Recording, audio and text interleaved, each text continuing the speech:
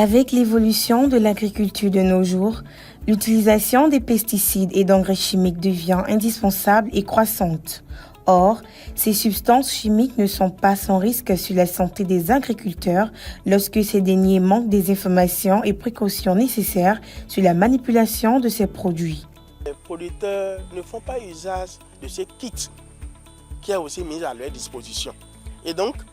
dans ce non-respect de l'utilisation de ces kits-là, il y a beaucoup de dangers qu'ils courent. On est d'accord? Il y a quand même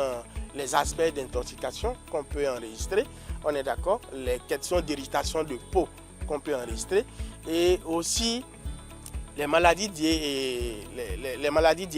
j'allais dire, voilà, qu'on peut aussi enregistrer dans ce cas de la manipulation de ces différents produits. Je pense que beaucoup de différentes vidéos peuvent aider vraiment à la sensibilisation de ces différents producteurs par rapport à l'usage des produits chimiques de synthèse, surtout les pesticides. Il y a aussi la gestion des emballages, qui est une question cruciale aussi, où lorsque les parents finissent d'utiliser les produits, surtout les pesticides, ils font usage de ces emballages-là. Vous allez voir, pour la plupart, ils amènent de l'eau au champ avec ces plastiques-là, ou aussi ils peuvent même de la bouillie pour les enfants. Et vous voyez un peu le niveau de risque. Avant toute utilisation des pesticides et produits chimiques agricoles, il est important que le producteur prenne certaines dispositions afin de protéger sa santé et d'éviter tout dégât technique.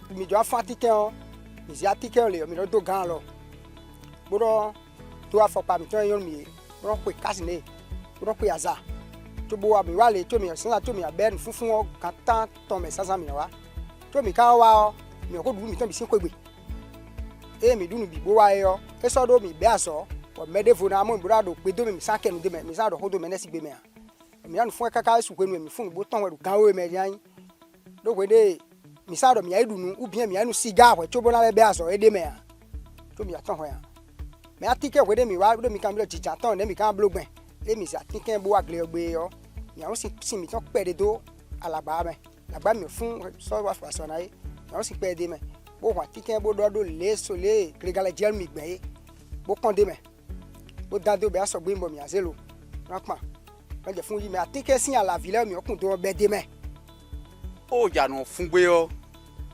O yin gbeto ja fungbeo na won ride. No kana won ride ogben. Ora don banjo na so amasi na fun a. E we kan mi tan yo no do ni mi yo chu mi na fun nu o. Mi na protéger mi de. E we inde te aloke mi no du na yo. E no weji mo be no fun nu a. Mi no do alokun bo kan mi tan no do. Alokun in tantan bo mi na no do. Ona ta alokun. O da alokun po won de go vo ya. Ona afoko ezun kan me gbon loro yiwe yo. Nu eji ona ta fo e yo tun atinta. Dan nu tero ekun gbanji ona mo nje doa ese no tuo e pon mi bodo de ke mi no to bot tu bura no mo te bura no do adogbigbe bura no gbon sun kan me afo kan gbo me e mi to boto olu no fun e o joron na wayin joron ali lewe e joron lile nti o ila lila ma so na gba nu kun tuwe menti o wo no ma tion cash nde mi ton joron yin ma se ne bio e na gba won tin tuwe bura bio togo tu ko ne tuwe me be ne wa yo ona ko cash casque ona tio casque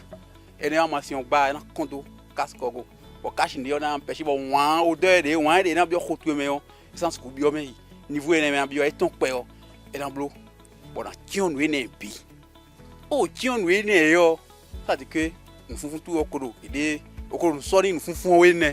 Après utilisation de tout pesticide ou produit chimique agricole, la gestion des emballages est un point important à ne pas ignorer. Un principe important est donc à appliquer afin de s'assurer l'éradication de tout risque d'après-usage. Mi fatike de bo fun fo trolo nu kon e na kra pare ye fun na e mo so se hwehwe do fi yo po ma ya gba e lo bo nu e do bo so do fun no na yo ya de bi kon fi opo meno yan na je yan ajibo kwire so na do adi adadi alo bo bate kan dagbe bo to le u biwe tí ó bó sì hu dache ba daro ndudu alo juro menu e no yan agbasa tan e debu o funu pe o bevo bo wa amasin vie bien ama govie me rouza amasin sion govie et le dodo il monte et on sort il pique pour moi et quand on nous voit et on nous voit sinon bien ben yo po vie bon et na veut donner on a sort dans nous on crée problème oh rouza amasin sim que bloqué bio clo on a sous nous sodo de o sous nous sodo on a pour de l'eau dans lit par autant faut au todo on dit mais vous si va so si tellement bien mais so on a jamais demain on a le demain on a robeto donc on a dit par autant faut on dit govio faut nous on est ko fun pour on a wa tete bon da ko gbe kabilo globe fili atin sa ka ko hoto nous on a ki fili lo bo nous alors qu'on to on a dit boto on a dit cash ni on a dit casque au tion des sous moyen on a level dit on est bon nous to on level fun nan on a level dit o de faut on a kola lo ko tué on a fun comme bi e mi de nu e pe o na si appareil o po di tri aton gbe ni o na un se pe de me e mi so appareil tro mi na de pile de me o na de si me on a to idai do kenpo o na un sin do